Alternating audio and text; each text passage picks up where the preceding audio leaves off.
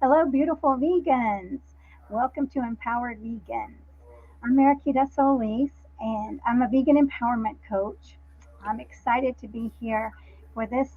This is long awaited. We've been talking about this, Sherri, Sherri Johnson, and Charlie. And I think I spelled her name wrong at the top, but actually, things have been kind of chaotic today. That's all good. Yes. So anyway, welcome Sherri and welcome JJ. I see you're here, and if I let me tell everyone, make sure you tell StreamYard to give permission to use your name in the comments, and we want to hear your questions. And we're going to be talking about relationships today, and that can be a tricky subject. I mean, I know sometimes we just hear the word relationship, but we feel like, ah. So we're going to get the pros here to find out what is the secret sauce to a lasting relationship. So welcome, Sherri. We're going to have Charlie here in a minute. Well, hello, everyone. Thank you so much, Marquita, for having us. My husband will be here joining us shortly, but again, I'm Sherri Johnson. I've been married to my partner, my husband, my soulmate for over 30, I think we're going on 35 years. He's really good at remembering all that stuff. So about 35 years. We have two adult sons, and we're in the vegan space also. We've been vegan for, I think it's going on 9 or 10 years now. And yeah, and so we're really happy to be here and, just answer any questions or share our process or our journey, how we started and where we are now. So that's pretty much it. Well, that's wonderful. First of all, congratulations for Thank having this. I mean, this is just really unheard of in these days and times. We are very much a throwaway society, and I mean that makes me think of plastics, right? And then you.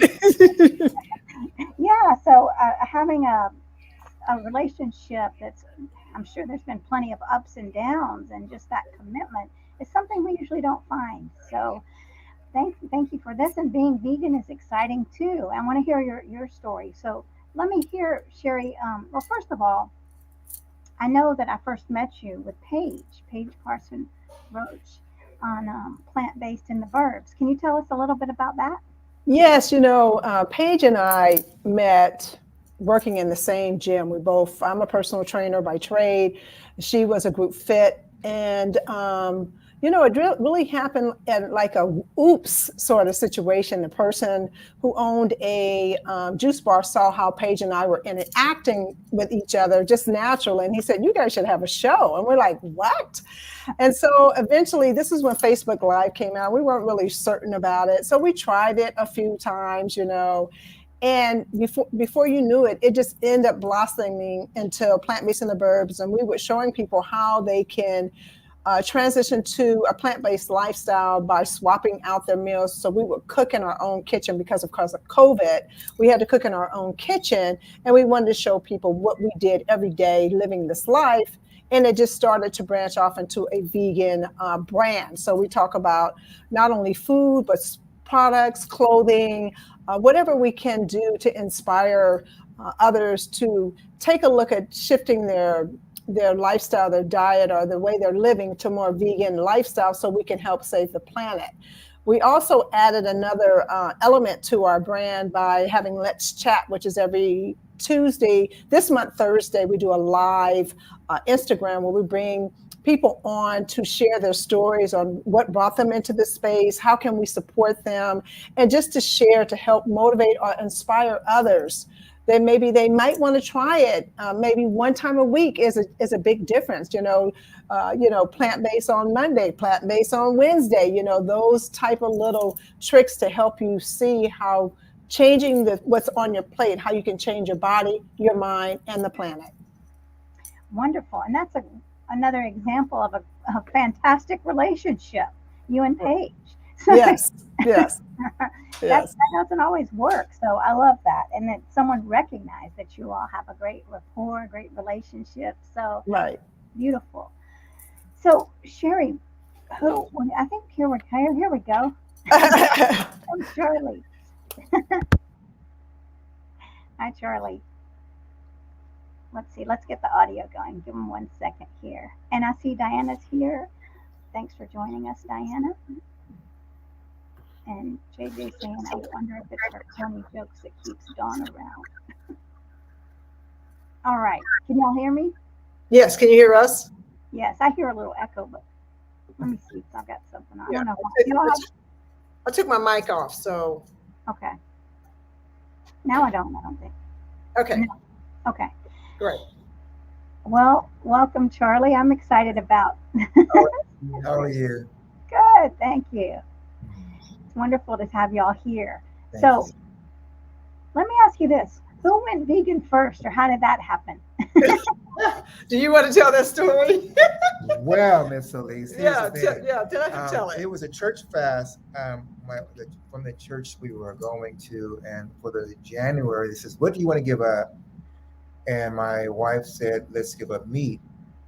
And I was like, "Wow, really?" And so, and me and Paula Dean and Emma Lagasse were friends. Anything they made, I made it better. I loved everything they did. So when she said that, I was shocked, and I was hesitant. And then after the month was over, I thought, "Oh, we've made it through. Good, let's go back."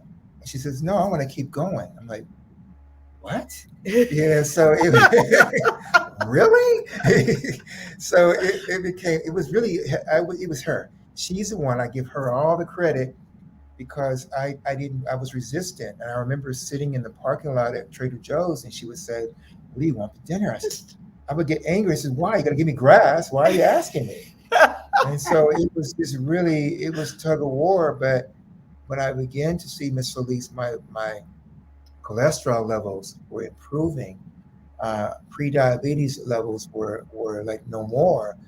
I was excited, and I told my doctor, "Oh my God, this is great. I want to go back and eat meat." He says, "No, they're great because you don't." I'm like, "Huh?"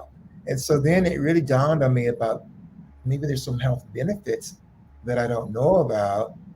And then, she was really big on the ethical reasons for animals.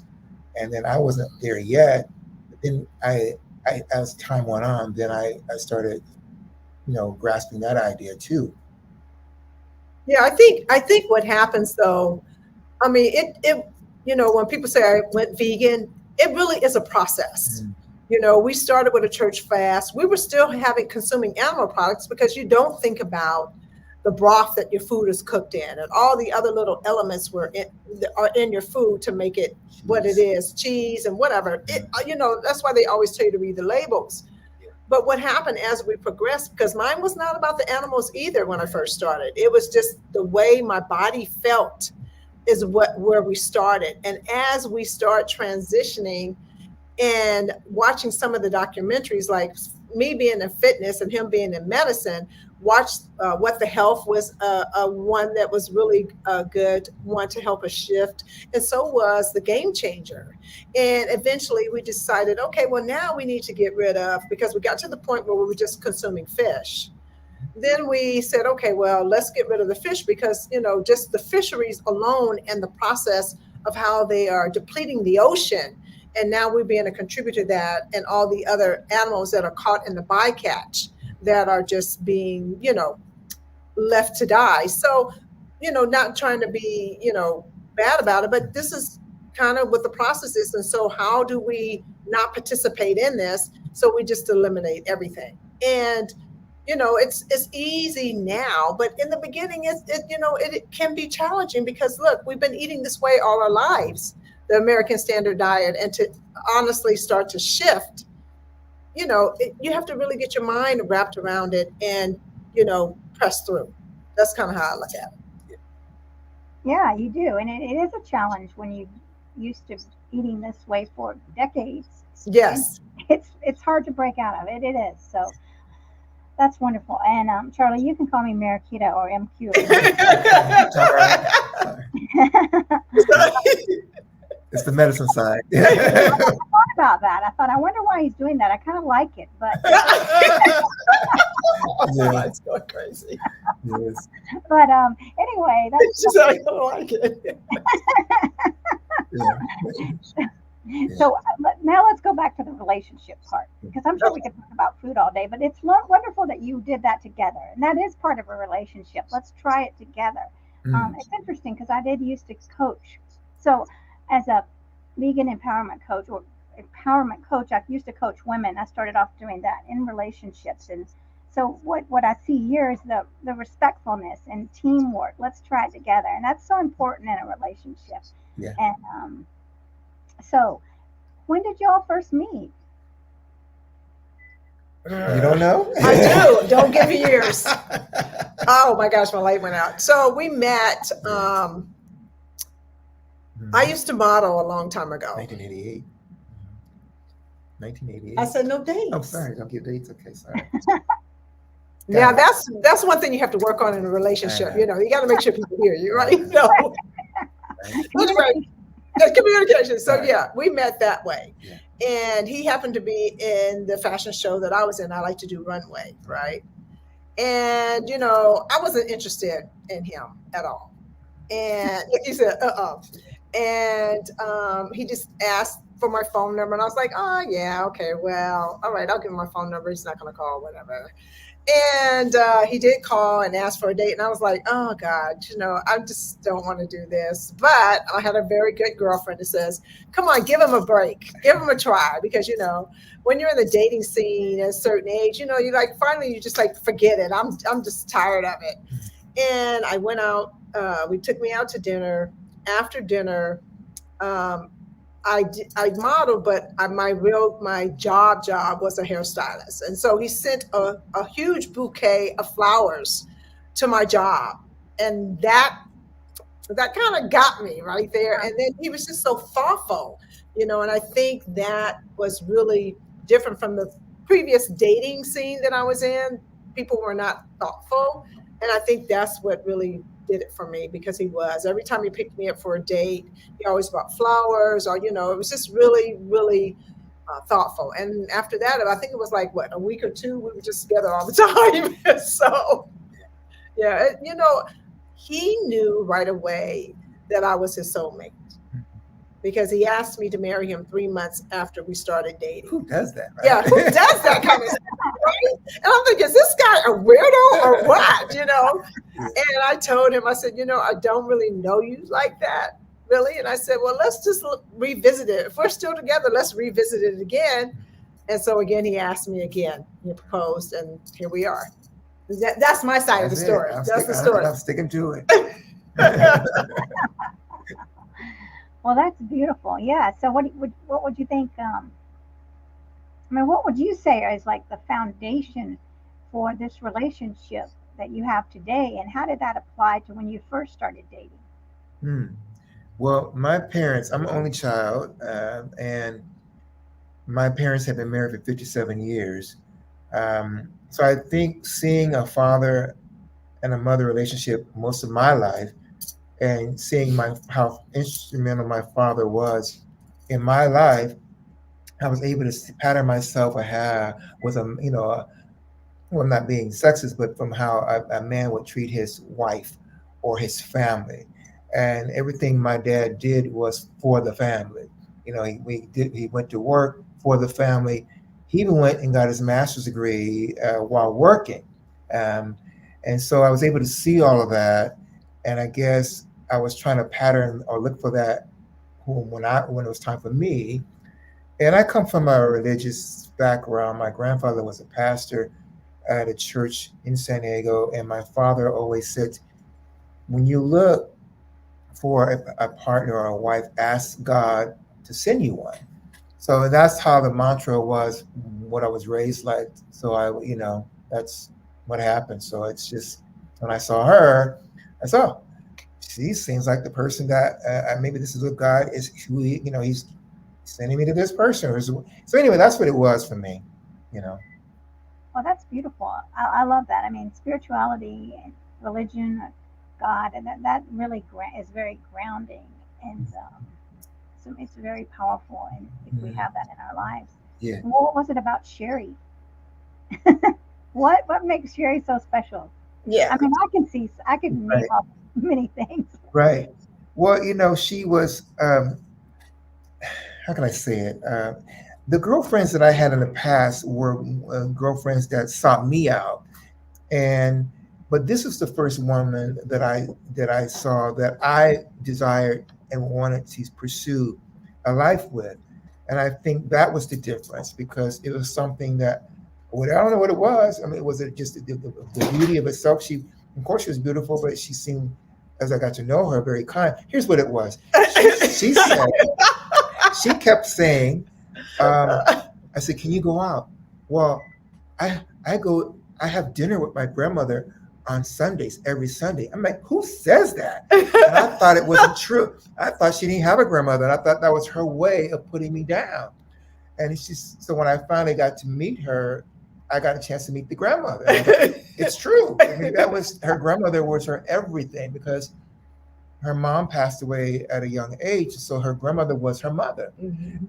And so, so then I got it, Yeah, that's true. That's beautiful. I mean, that strong family story. I mean, that history of family loving and commitment. That's very important. I mean, the lessons that you learned from your family and how you take those into your next into every relationship you have. Right. Yeah. Is very important. So, and then what? So I would also, as a coach in relationships, what I see what happened with you all is what happens. Is what I would. I mean, you're a perfect example. Like, so many women will be the pursuers, right, of the men, and when you allow the men to pursue, that is what's attractive. I mean, that stands out.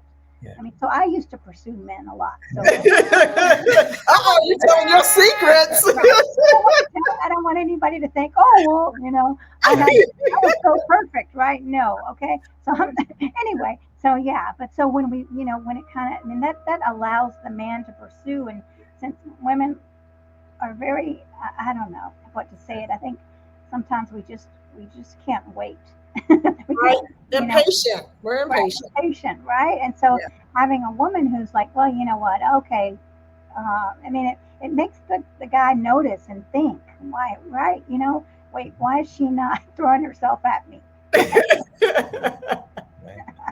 So that's a big thing. I mean, it's an attractant. Yes. Yeah.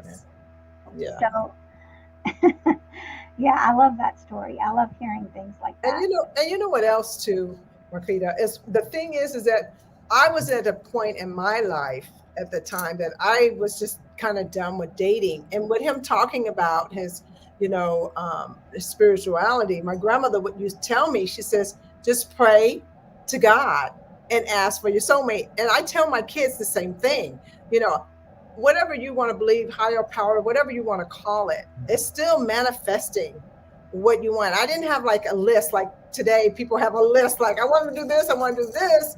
I just wanted someone to love me, to laugh with me, and care. And I think that, my grandmother always said, you treat people the way you want to be treated. And so I always try to lead with kindness, and that's the kind of person I wanted, and so, but sometimes you don't know that the person is there unless someone gives you a nudge. Like, if my girlfriend didn't give me a nudge, who knows where I would be? That is very true. You're right. Sometimes we're just so blind to something. Really, so, especially when you're an aggressor, like, not say aggressor, but at one time, I was kind of like you too. It's like, okay, well, this guy looks good. Let me go after him and see what he's about. Because sometimes you don't want to wait, and it doesn't turn out right. Sometimes it just doesn't turn out right. And I can't say all the time, because some people women do pursue and get their right mate, and have a nice, beautiful relationship. So it just really depends, I think. Yeah, there's no one. I mean, yeah, nothing is like all black and white. Yeah, so, of course, yeah. Right, but again, the religion, and then the spirituality, or whatever, like whatever, right? The spirituality, and having good examples in your life. I mean, good role models, healthy role models, and allowing, right? Saying, like, trusting in this higher power to show beautiful, and then the kindness on the bottom, like a foundation of kindness, is so important. It is. And so I know a lot of relationships have trust issues. Have you ever had struggles with any of that? I How do haven't. you handle that? How do you handle that if someone says, "Well, I don't know if I can trust again. I've been hurt," or what Well, would you you know, tell we have really been blessed, and we haven't had that experience at all. You know, no one has stepped out of the relationship. Um, I'm not a person who is where are you every day. I'm not very possessive. That's not my character. And he isn't either. And I think that's what works, you know. And I guess in the beginning of the relationship, before we decided that we were actually together, yeah, you had those issues because, you know, I still have people that I would see, go date with dates on. But once we solidified the relationship and got married, that was it. You know, I come from a single mother, and like Charlie mentioned, she passed away when I was young, and my grandmother took care of me, and she was married to her husband. And so from that point on, I was in the house with two parents, you know, and I always had said, this is what I would say as a young girl: I'm never getting married. I'm not getting married, and I'm not having children. Well, we see how that turned out, right? So, but you know, just having those examples of my grandmother being a very strong woman and very independent, even though she was married, it really set a foundation for me and my sister, because she raised my sister and I. And you know, I guess that's just kind of how it was for us. And she was not a jealous person either. She wasn't looking for my grandfather everywhere he went. She wasn't possessive. She did her own thing. And I could think that's what makes it healthy, not thinking that your mate is cheating or doing those type of things, because it's just too much stress to even think about that. And then also I had told him, I said, if I catch you cheating, you're going to die. I told him, I'm going to kill you. So it'll be over. I did. I told him that. It's over. It's over for you.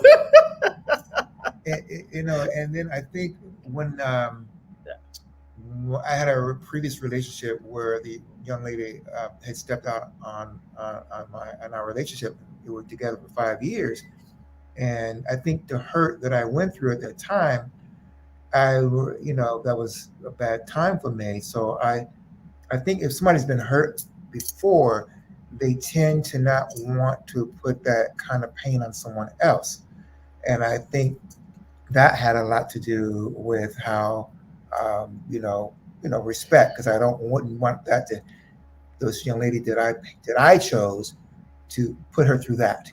It would not be a fair thing to do, because she didn't have to marry. I always said to her, she didn't have to marry me, and so in that sense, I give her the respect.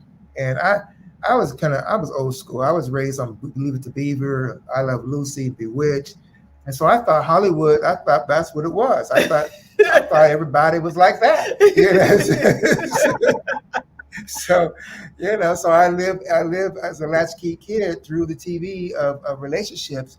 So I thought, even though Lucy did what she did, Ricky said, oh, he always forgave her and took her back. And even though, Samantha, she did her nose thing, and Darren took her back. So it was always a happy ending to a relationship from a TV standpoint. Right. No, but that's so funny because it was like that. Yeah. Changed so much now. Yeah. No, it's not like that now. No, it's not like that. But I just think about Leave It to Beaver, and that very peaceful, and they would never fight and everything. Yeah. But they're very respectful, and I don't think it's so outrageous. I mean, I think the trusting is I've been hurt and cheated on, and so I always wanted. I mean, you're just like y'all said. If you've been hurt, you don't want to cause hurt to someone else. Exactly. Right?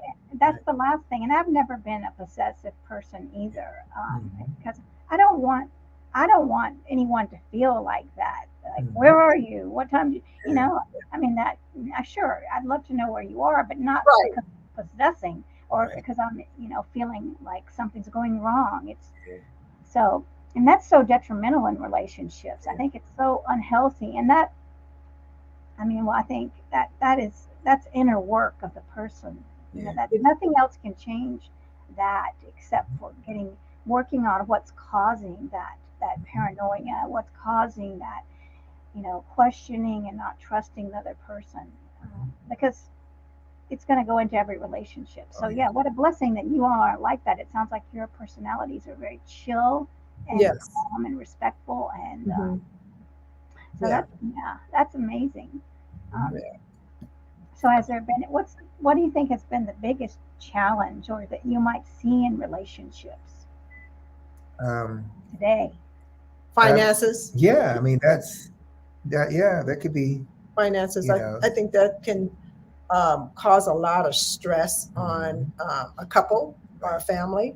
I mean, we've had our challenges, but luckily we were able to stick together and try to manage them and get through them together. When our kids were going to college, that was a struggle for us because we didn't have a savings for them, and both of them went to higher education, and one we kind of paid out of pocket because they wouldn't give us any more money.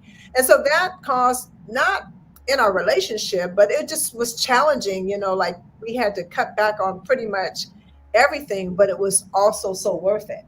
Yeah. For our son to, get his education and, just be better, so we made those sacrifices. So. And she's, we're like the yin and the yang, because I'm the kind of person like, oh, let's get the house in Beverly Hills. And she's like, yeah, we can't really afford that. I said, well, come on. If I just put that penny with that penny, we can do it. She says, no, we can't.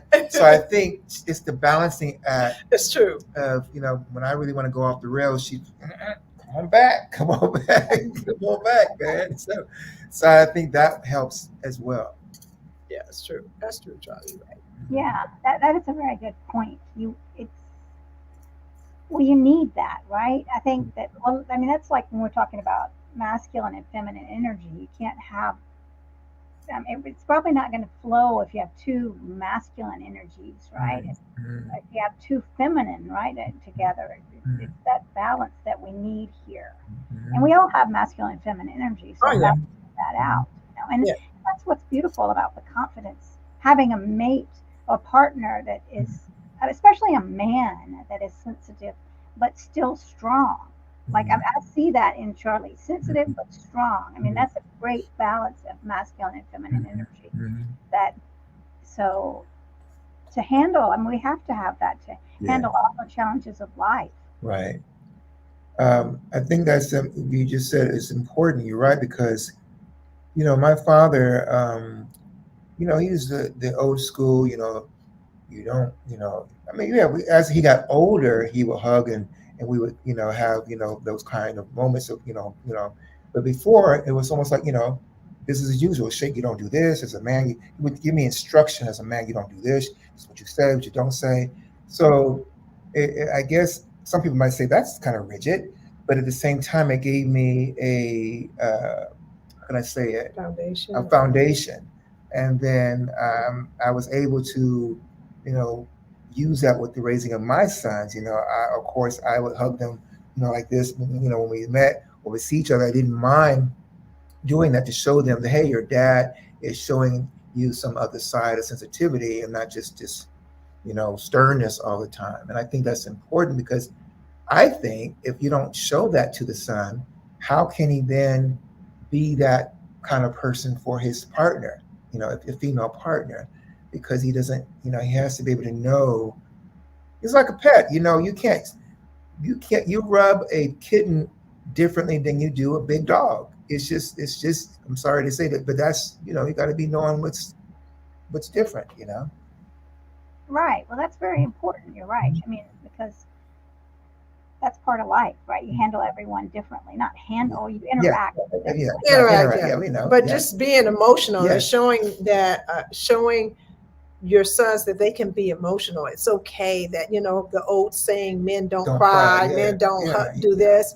It's malarkey, because we are human beings and we all have feelings regardless if it's masculine or feminine, and so you want to show your kids that you can show intimacy in a way that is healthy, you know, by hugging them and telling them that you love them every day, and that, you know, all these wonderful positive reinforcements that young men need going into the world, because the world looks at them differently, you know. And so it's important to show our kids that, especially men, just men in general, you know, because I guess the stereotypes of what we all supposed to be like, you know, so. No, you're exactly right. It's this wounded masculine that's really hurting our world today. The wounded masculine of this I'm not enough, right? This that's like, oh, this bravado, right? That's all, and you know, overcoming. I mean, and being more powerful. That's not power. That's the opposite of power. That's someone who doesn't have any confidence. That's lack of you know, self-esteem. It's when we have to validate outside of ourselves. Right.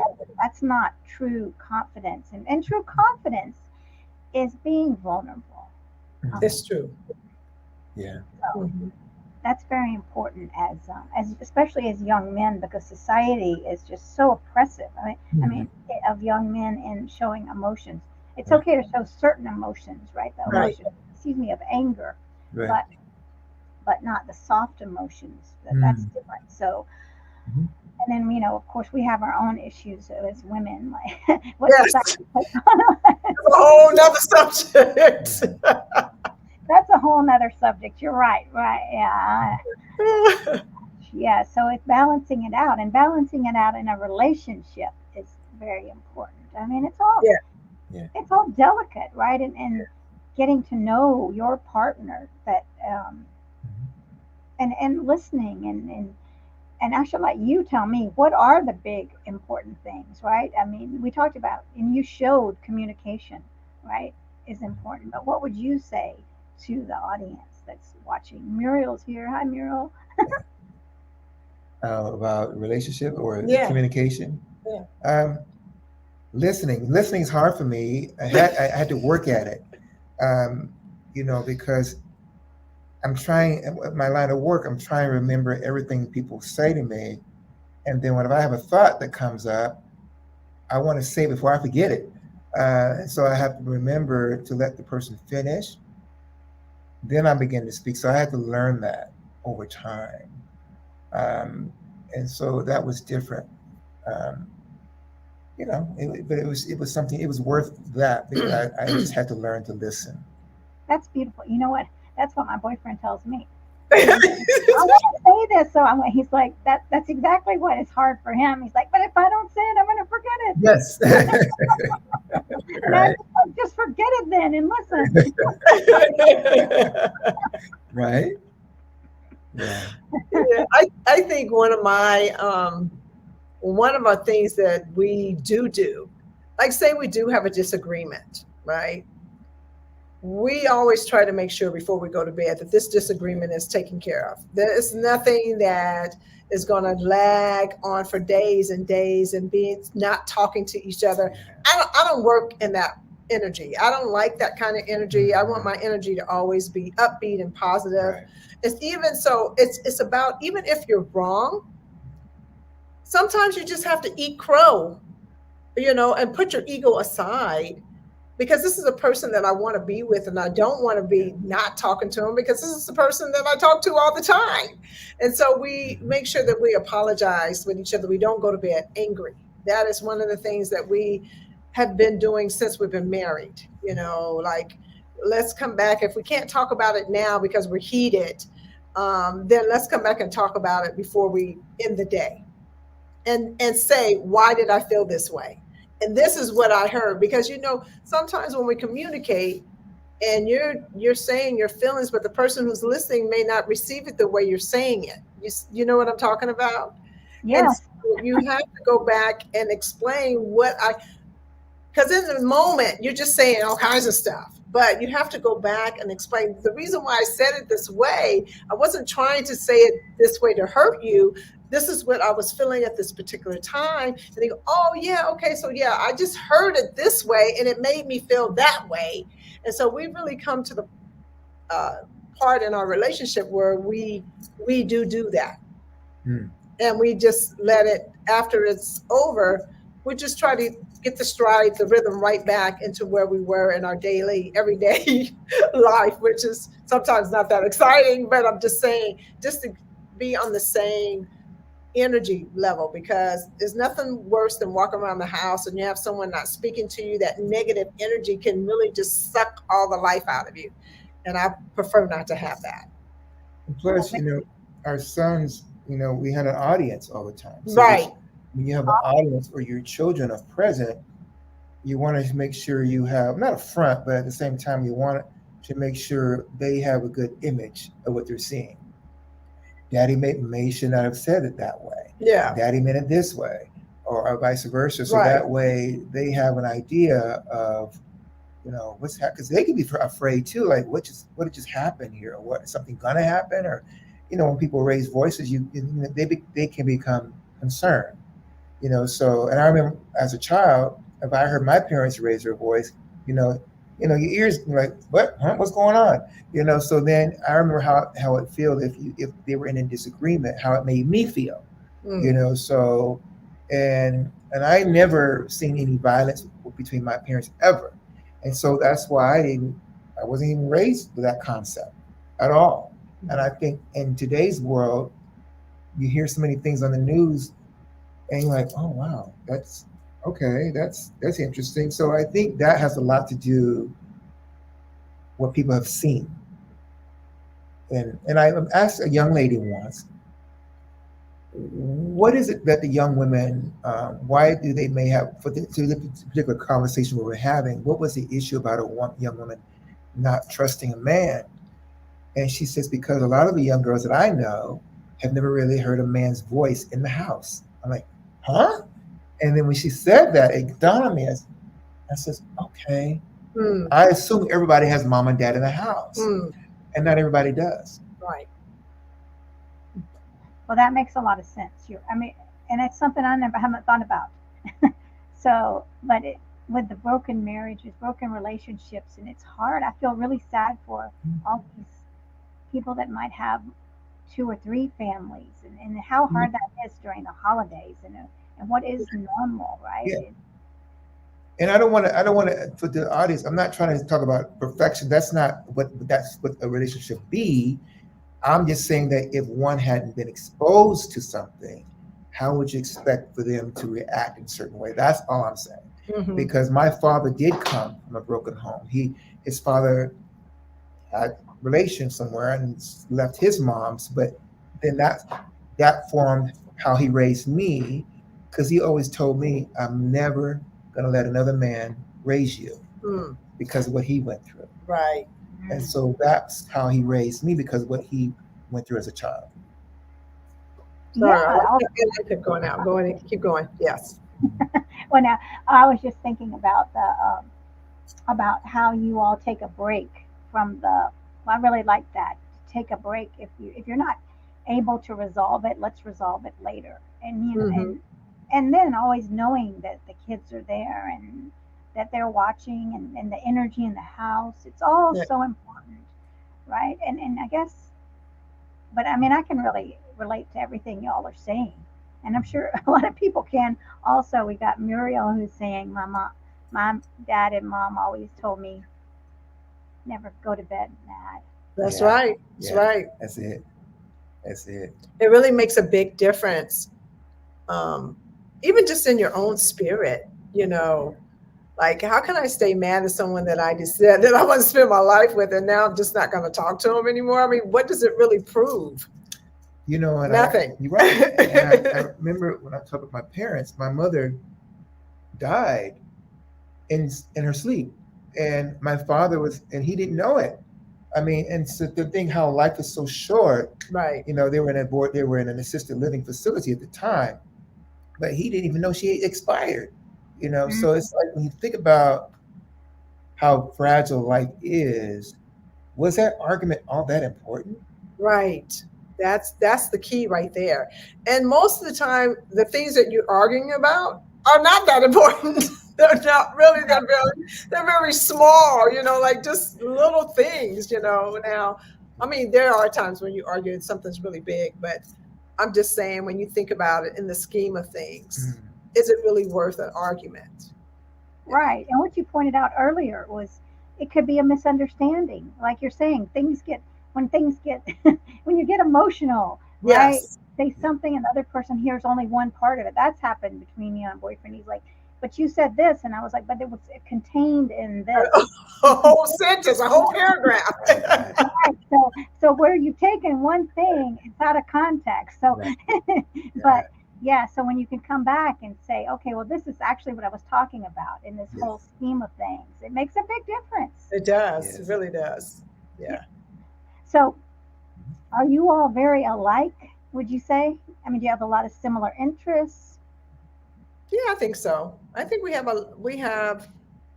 I mean, there's differences, but we love to eat, you know, good food. We love to go to different vegan restaurants. We both love to work out, which helps, you know. He used to be a runner back when he was in college. I was not a runner at that time, but, you know, we got to the point where we start running together. We would go to the beach and walk together, like on the beach. We like working out in the house together sometimes, you know, so fitness and health is really important to both of us. Because we do want to have longevity and we want to be able to thrive through this longevity as much as possible. And so that's why eating good food, eating plant-based, and then working out is part of our ritual. What else do? We like? We like music. Like music, dancing, concerts and things like that. Yeah, we like going to concerts and stuff. Yeah. So in fact, that's how when we dated, we were dancing almost every night. Yeah, we went dancing all the time. At the time, we could do that. But, in our era. Anyway, but that's how the relationship kind of, you know, spawned, because we were just going out dancing, having fun. Yeah. And I love dancing. Yeah. I love it. What kind of dancing? Just anything. I love music. I like moving my body to the music. I like being around people who are dancing because it's fun. It's great energy. You know, it brings joy. And I like to do things like that brings joy. I really do. Yeah, I told her last night, let's take a, salsa dance. Yeah. I'm flexible because I mentioned to you about, I grew up looking at the old Hollywood movies, the big, the stars and the glamorous, whatever it was. And so I thought that's how everybody was. That's what everybody does, So anyways, I'm a romantic in that. Yeah, he is. I'm not, he is. I know all the old movies. She's like, what? I said, no, remember that movie? Remember that actress? No. That's the thing that's different about us, is that, he loves to watch television. And when I grew up, I didn't watch much TV. The old movie. He likes old movies. Because I was a latchkey kid. Right. And so, I know the old movies, but I would prefer to do something else, but we sit down and watch. He'll say, hey, our TV show is on. And I go, well, which one is it? Because but, that's something that he likes to do. So I watch shows with him too. But I'll tell you what, here's the story. Here's the story. I graduated from UCLA, and the keynote speaker was Carol Burnett for that year, 1985. You and your years. But I every Saturday night, 10 o'clock on CBS, looking at Carol Burnett. And then when she was going to be selected the keynote speaker, I'm like, oh my God, this is like, how could this happen? Synchronicity. But it was just interesting how something from childhood, you had no idea or just didn't think anything of it. And then now as an adult, it came full circle. And so my point of saying all that is the fact that that's how much Hollywood influenced me over time in my life. And I thought everybody did that, but my wife says she didn't know anything about that. No. That's funny, but no, I could see how that would be an influence. You were watching the shows the old timey ones where everyone was together and happy. So that's what you thought. Exactly. Right. Yeah. Right. Singing and dancing and having musicals. I do like those. Yeah, I do too. So so it's very interesting just to see the foundation and where everyone came from. And I know that when I worked, and it's sad, I worked in a group home, and I was actually the head of one of the group homes, the little boys, and they didn't have father figures, so Yeah. it was really hard for them. Mhm. And it's so important for little boys to have someone to look up to, whether if they're in a broken family, Yeah. of course, little girls too. Yeah. So, but yeah, it's very hard. I mean, little girls need that father figure, a strong male role model, and so it's so sad. I feel like that today. Mm. I don't want to be. I mean that Yeah. it can be where fathers aren't viewed as important, but they are very, very important for little girls to understand. Yeah. So, I mean, I think that is your first relationship with a man, right? Is to get unconditional love from your father, Mm. and then you're able to, share it back. But a lot of kids didn't get that opportunity. Like I didn't have that opportunity, And so there's a lot of women who, are looking for that, even though they don't know it. Underneath, they're looking for that kind of love, which is, difficult to give, because if you're not a father and you don't love your child unconditionally like that, So I think that's where dating, when you have that experience, can be challenging for some, not all, for some. right. Yeah. Well, the inner work also. I mean, self-awareness is so important, right? And healing yourself before you go into that relationship, because if you don't, you're going to bring in all those wounds, all that trauma to the relationship. Mm. So I mean, we all had trauma. Yeah. Like I've been cheated on. I've had trauma as a child, Mm. and all these things. But well, before I became a coach, healing all those, right? Mhm. Healing all that. So not everything is healed 100%. Well, But it's not. You carry those scars with you, you just know how to manage them better, I think. Right. right, right. Yes, I mean, I've been cheated on, and I know people that have been cheated on, so that they're very, they can't, they're not, they don't rest easy. But I have been cheated on, and because I did, I was able to forgive, Mhm. people. The one guy that that really hurt me the most. Mm. Maybe there was a few, but anyway, I had them too. I had them too. I've forgiven them now, and that sets me free, right? So I'm able to go into that relationship. I don't hate those guys. In fact, I take responsibility for myself and being young, and it's okay. I mean, I just didn't know what I was doing. Yeah. Again, It's because experience. It's learning. My grandmother used to always tell me, like, I would have come to her with some kind of woes from some guy that really wasn't suited for me in the first place, but I'm gonna make it happen anyway. You know how you do. And she said, look, you made your bed, now you gotta lie in it. Like, you gotta figure out how you're gonna get out of this, or what you want, because she said no one can do things to you unless you let them. Yeah. Right.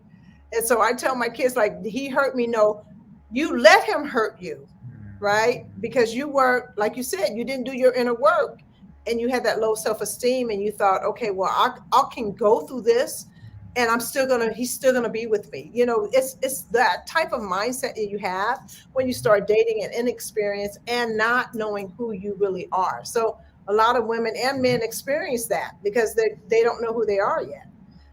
They haven't done the work to find out who they are. So we all kind of get in these experiences thinking that we can make someone love us, but we really can't. You know what I mean? right.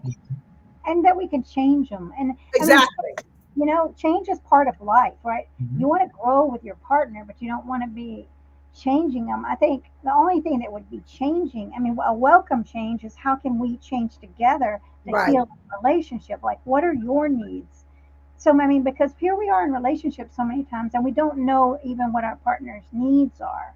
And so then how do we fulfill them? I mean, that now they're not just that, but we don't even know our own needs. Like, Exactly. that's youth, right? I don't know what I need. I think I just need a good looking guy. Yeah, exactly. Yeah. Of course. Yeah. But yeah, so I mean, so it really is, as we age and grow and learn about our past experiences, whether they're good or bad, it does help shape us and how we move into our next relationship. I talk to my sons about it, girls hurt them or whatever. And, I tell them, look, sometimes you can't force things to happen. You know you want to be with this person, so you think. But when you're in a relationship, it shouldn't be that hard. If you're starting off in a relationship and it's hard, and there's a lot of battles that you have to fight to be in this relationship, it may not be for you. That's a sign. You should still have this honeymoon feeling when you meet people, not arguing as soon as you meet people because they want to change you. Young people want to change each other, and that doesn't work. So I just said, you give your advice to your children, just like my grandmother used to give me my advice, and I did what I wanted to do anyway. And sometimes the best lesson is the bought lesson, the lesson you have to go through and then learn on your next relationship what you're not going to do and what you will accept, so. Right. What you will accept. Exactly. What you will accept. Mm-hmm. Well, it looks like we're coming up on the end of the hour, so I want to get some Wow, that was quick. I know it's fast, isn't it? This is very fascinating. So, let's get some final tips, or what's the main core that you'd like to sum up here? Laughter. Even though he seems all this shy, like he's not looking at the camera and all this. I'm goofy. He's goofy. He really is. And once you know who he is, we can be in here together just giggling and laughing because it just, since we're empty nesters, it's just the two of us in here anyway. So dancing up a storm, having fun. Yeah, I think it's important to learn to laugh at yourself. And I remember when we first got married, she had this old Porsche, the 914. Yeah. And so you could see the street. There was a hole on the floor. And I remember one time we went down to in Newport Beach, and her car, we almost had to run like the Flintstones, run to get it started, and then jump in because of a stick shift. And so, but when we think about things like that, we would laugh. Oh, you remember when we did that? Like, we did that? Yeah, we did that. So I think learning to laugh about your progress in life as a relationship and begin to laugh at what we did and where we are now, I think that's important. Yeah. Yeah, don't take life so seriously. Yeah, I think that, and I think just being honest with each other and with yourself kind of helps. And sometimes you still struggle with those things. You're still learning as you're aging. You're still learning different things about yourself. I think, and just trying to communicate, with each other, what your thoughts are, what you want to do, so that we're always on the same page and one's not doing one thing without the other knowing. I think that really helps a lot for us, and yeah.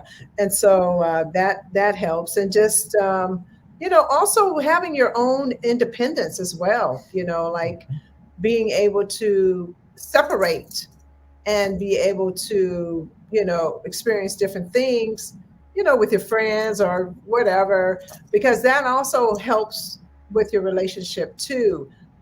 Being able to do your own thing and then still knowing that you still have your mate, because that's how you build trust for one thing too, like you have that trust that, oh yeah, she's going to be gone for 2 days, but he knows nothing's going to happen. Do you know what I mean?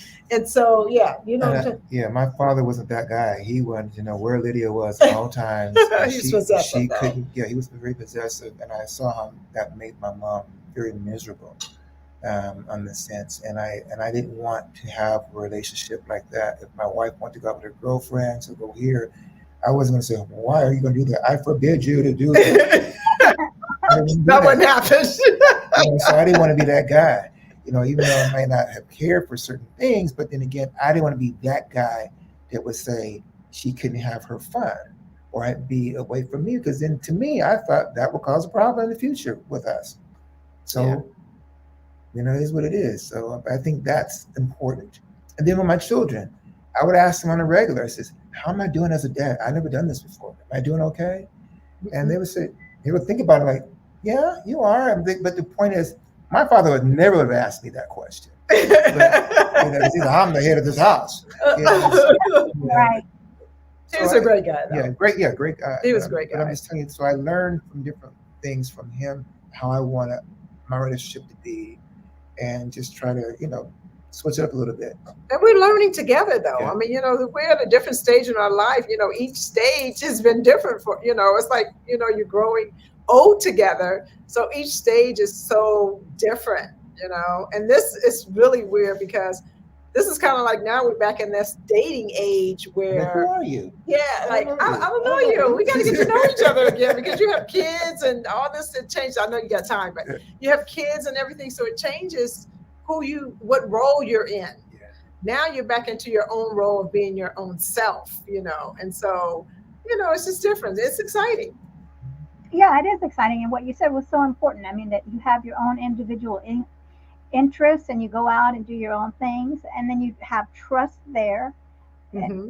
That everything's fine. I don't have to know where you are. I don't have to know what time you come. Where were you? Who were you with? That's crazy. It's maddening. Crazy. It is crazy. It's exhausting. Right. So yeah, it's very important. So, yeah. Those are some wonderful. I mean, that is a secret sauce. Everything you've been saying, and this trust and calmness, and never going to bed mad, and it all makes a beautiful. This beautiful winding road that you're walking together. Yeah, it's pretty cool. It's pretty cool. I still like him. I still like him too. He's like my buddy, Right. Still laughing. I love it. So, all right. Well, I want to thank JJ and Muriel and everybody else that's watching on the replay, and Diana, and then of course Sherri and Charlie. So thanks so much for this. I'm really gonna. Yeah. Thank you for joining us. It's been a pleasure. Thank you. It was a bumpy road getting started, but we made it. Well, we're laughing till the end. So it's all good. All right. Well, thanks. Bye, everybody. Bye, everyone.